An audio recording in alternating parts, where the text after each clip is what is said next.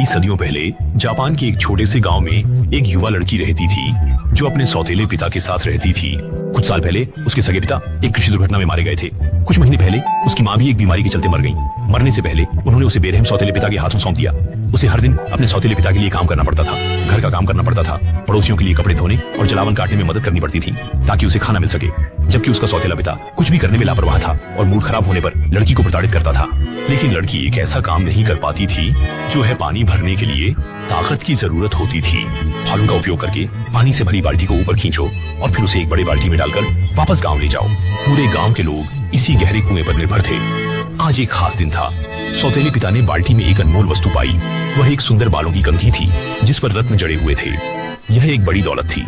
सौतेले पिता के मन में लालच आ गया। उसने सोचा कि निश्चित रूप से यह एकमात्र खजाना नहीं होगा, इसलिए उसने बुरी मुस्कान के साथ लड़की से कहा कि उसे कुएं के नीचे जाकर देखना चाहिए कि वहां और कोई खजाना है या नहीं। लड़की अपने कानों पर विश्वास नहीं कर सकी। उसे ठंड और अंधेरे की संकीर्ण जगहों से डर लगता है। जैसे ही उसने सोचा कि उसे कुएं के नीचे जाना होगा, उसके पूरे शरीर में झुरझुरी होने लगी।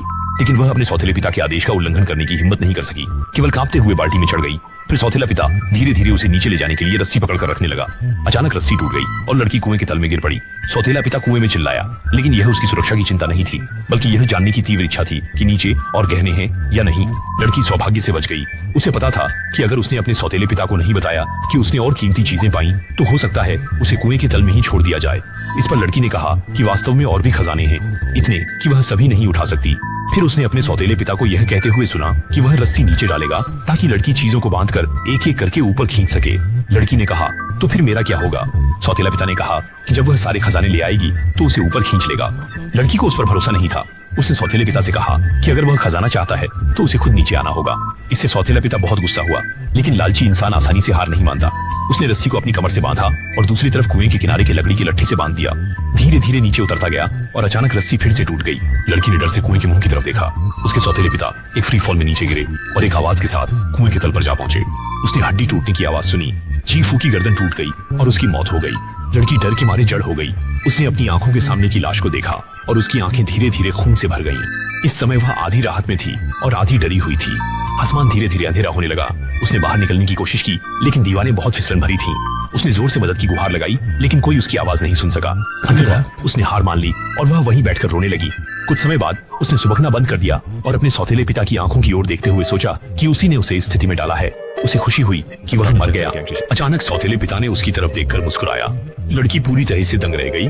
फिर सौतेले पिता बोलने लगे, लड़की ने सचमुच में सिर्फ नहीं कहा, फिर अपनी आंखें बंद कर ली। जब उसने फिर से अपनी आंखें खोली तो उसके सौतेले पिता की मृत भाव भंगिमा में कोई बदलाव नहीं हुआ था। उसने सोचा, आज रात शायद वह बाहर नहीं निकल पाएगी। अब जो कुछ भी किया जा सकता है वह है साहस बटोरकर इस भयानक रात को काट लेना। कल जब कोई पानी लेने आएगा तो वह बचाई जा सकेगी। समय धीरे धीरे बीत रहा था और लड़की को लगा मानो सदियां बीत गई हों। आखिरकार सुबह हुई और उसने लगातार जोर से मदद के लिए पुकारना शुरू किया ताकि कोई उसकी रोने की आवाज सुन सके। भाग्य से उसने यह कर दिखाया। एक राहगीर ने उसकी आवाज सुनी और कुएं के किनारे आकर उसे देखा। आदमी ने तुरंत एक मजबूत रस्सी नीचे डाली, जिसे लड़की ने अपनी कमर पर बांधा और धीरे धीरे उसे बाहर निकाला गया। सामने इस दयालु आदमी को देखकर लड़की बहुत उत्साहित हुई। उसने खुशी से उसे गले लगा लिया और अपनी जान बचाने के लिए उसका धन्यवाद किया। आदमी ने उसे दिलासा दिया कि सब कुछ ठीक हो जाएगा।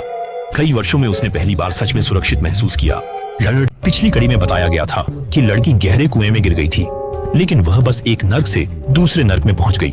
उसे आदमी ने बांस के पिंजरे में और लड़कियों के साथ बंद कर दिया। आदमी ने उसे चेतावनी दी कि अगर उसने चिल्लाया या भागने की कोशिश की तो उसे वहीं मार दिया जाएगा और आग के गड्ढे में फेंक दिया जाएगा। असल में आदमी डाकुओं के एक समूह का सदस्य था। वे ग्रामीण इलाकों में घूमते रहते थे, युवा महिलाओं का अपहरण करते थे और फिर उन लड़कियों को शहर में ले जाकर अमीर लोगों को गुलाम के रूप में बेचते थे। डाकुओं ने गांव के पास एक छोटा सा शिविर स्थापित किया था और लड़की के गांव में अगला अपहरण करने की योजना बना रहे थे। जब एक ग्रामीण कुएं से पानी लेने गांव के किनारे पहुंचा तो उसने आवाजें सुनी। उसे यह असामान्य लगा, इसलिए वह सावधानी से झाड़ियों के पीछे छुपकर स्थिति का निरीक्षण करने लगा। जब उसने बांस के पिंजरे में लड़कियां देखी तो वह डर से पसीना पसीना हो गया और तुरंत गांव लौटने का विचार बदल दिया। वह सबसे तेजी से गांव की ओर भागा। शाम के वक्त आसमान से बारिश शुरू हो गई। लड़कियां गर्मी के लिए एक दूसरे के पास सिमट गईं। वे सब बात करने से डर रही थी। हर कोई उदास चेहरा लिए पिंजरे में डरी हुई बैठी थी। बारिश में लड़की के चेहरे पर गंभीरता थी। उसने आंखें बंद करके इन दिनों जो हुआ उसकी याद की। उसने शिकायत की कि भाग्य उसके साथ इतना अन्यायपूर्ण क्यों है। काश उसके माता पिता उसके पास होते। तभी उसे लगा कि कोई उसका नाम पुकार रहा है। उसने धीरे धीरे आंखें खोली और अंधेरे में खड़ा एक साया देखा। उसने यह जानने के लिए आंखें चौड़ी की कि यह कौन है। उसके सामने एक परिचित मौत का चेहरा आया। ये उसका सौतेला पिता था। प्रिय, चिंता मत करो, ये सब जल्द ही खत्म हो जाएगा। वे तुम्हें नहीं बेचेंगे, वे तुम्हें नहीं चाहते। मेरा मतलब है, जब तुम मर जाओगी तब वे तुम्हें नहीं चाहेंगे। लड़की को अचानक ऐसा लगा जैसे उसका सिर फट जाएगा, लेकिन लड़की की चीख के साथ उसके सौतेले पिता धीरे धीरे गायब हो गए। एक लुटेरा अंधेरे से निकल कर आया और डंडे से पिंजरे को पीटने लगा। अगर तुमने फिर डॉक्टर को बुलाने की कोशिश की तो मैं तुम्हारी गर्दन मरोड़ दूंगा। पिंजरे में मौजूद अन्य लोग गुस्से से लड़की को घूर रहे थे। उन्हें डर था कि लड़की उन्हें भी फंसा देगी। इस समय लड़की पहले से कहीं अधिक दुखी थी। वह सचमुच मरना चाहती थी। अगले दिन सुबह एक डाकू ऊंची जगह पर खड़ा होकर गांव के हालात देख रहा था। उसने देखा कि सभी ग्रामीण एक बड़े घर के सामने इकट्ठा हुए थे। यह डाकुओं के लिए एकदम सही था। वह शिविर में वापस गया और स्थिति डाकू सरदार को बताई। वे सभी सहमत थे कि यह एक बड़ा अवसर है। सभी ग्रामीणों को उस क्षेत्र में फंसा सकते हैं और फिर उन्हें मार सकते हैं। उसी रात डाकू चांदनी का फायदा उठाकर गांव में घुस आए। गांव के आदमी पहले से ही उनके इंतजार में दरवाजे पर खड़े थे। उनके हाथ में मुख्य बंदूक थी, हमेशा लड़ाई के लिए तैयार। मुखिया चिल्लाकर डाकुओं तुम लोग संख्या में कम हो, अभी तुरंत पीछे मुड़कर सम्मान करो। डाकू ने एक ठंडी हंसी के साथ कहा, हमें मार डालो। अभी अभी समाप्त हुई थी। टेलीपोर्ट करके आकर रुक गया। देश भर में निशाने पर ठहर गया। गांव वाले एक एक करके तीर से घायल हो गए। तीनों डाकू अत्यधिक कुशल धनुर्धर थे। वे हमेशा अंधेरे में छिपे रहते थे। डाकू की निर्दयी योजना बहुत सफल रही। सभी पुरुष ग्रामीण मर गए। अब डाकू न केवल गांव पर कब्जा जमाए हुए हैं, बल्कि गांव की सारी चीजें भी उनके अधीन हैं। डाकुओं के एक समूह ने गांव के सभी आदमियों को मार दिया और फिर अपने शिविर को गांव के बाहर से गांव के केंद्र में स्थानांतरित कर लिया। गांव पर पूरा नियंत्रण कर लिया और सभी महिलाओं और बच्चों को एक घर में बंद कर दिया। डाकू बारी बारी से इन कैदियों की निगरानी करते थे, जबकि बाकी लोग एक महिला को उनके लिए खाना बनाने के लिए मजबूर करते। महिलाएं और बच्चे भूखे थे, लेकिन वे खाने के लिए आग्रह करने की हिम्मत नहीं करते थे। अगले कुछ घंटों में डाकू खाते पीते और मनोरंजन करते रहे और योजना बनाते रहे कि कौन से कैदी मूल्यहीन हैं और उन्हें क्रमशः कैसे निपटाया जाएगा। लेकिन आधी रात के समय सभी डाकू बीमार हो गए। कुछ लोगों का दर्द हल्का था, कुछ का बहुत ज्यादा। लगभग सभी में वही लक्षण थे, पेट में दर्द। कुछ लोग जमीन पर लोटपोट हो रहे थे। कुछ ने तेजी से उल्टी शुरू कर दी। एक कम लक्षण वाला दस्यु उस महिला की ओर इशारा करते हुए बोला कि जरूर उसने खाने में जहर मिलाया है और उसे बाहर ले जाकर फांसी देने की मांग की। महिला ने इस आरोप का जोरदार खंडन किया, लेकिन सबूतों की कमी के कारण उसका अनुरोध अंत में उसे बाहर ले जाया गया और सर्द खून से हत्या का सामना करना पड़ा। वास्तव में खाना अच्छा था, भोजन में कोई जहर नहीं था। वे गांव के प्रवेश द्वार पर डेरा डालते समय गहरे कुएं का पानी पी गए, जिससे समूह की बीमारी शुरू हुई। लड़की के सौतेले पिता की मौत कुएं के नीचे हो गई थी। शव पानी में सड़ गया था, जिससे पानी की गुणवत्ता खराब हो गई। महिला को फांसी दी गई। तब एक दिल दहला देने वाली चीख आई। पिता, बेटी और बच्चे एक दूसरे को पकड़कर उनके साथ वही भाग्य न हो और यह कठिनाई जल्दी खत्म हो जाए उम्मीद कर रहे थे। उन्हें आश्चर्य हुआ कि महिला मरी नहीं थी। वह साफ तौर पर डरी हुई थी और तेजी से घर के अंदर भागी। फिर सज्जा देने वाले डाकू लड़खड़ाते हुए अंदर आए। वह दरवाजे पर खड़ी रही, उसकी जगह से हिले बिना, और खून फर्श पर टपकने लगा। इसके बाद वह जमीन पर घुटनों के बल गिर गई। उसकी पीठ पर एक लंबा कट दिख रहा था। लुटेरे अपनी तलवारें निकालकर धीरे धीरे खड़े हो गए और लड़ाई के लिए तैयार हो गए। यहाँ एक अकेला योद्धा अंदर आया और गुस्से से उन्हें घूरने लगा। ये वही व्यक्ति था जिसे एक दिन पहले मारा गया था। उसने गांव के बाहर डाकुओं को देखा। उसके बाद वापस गांव जाकर गांव के मुखिया को सूचित किया कि तैयार रहना चाहिए, और फिर मुखिया ने उसे कस्बे में जाकर अधिकारियों को खबर देने के लिए भेजा। सौभाग्य से वह रास्ते में एक योद्धा से मिला। डाकू योद्धा की ओर बढ़े, लेकिन वे उसका मुकाबला नहीं कर सके।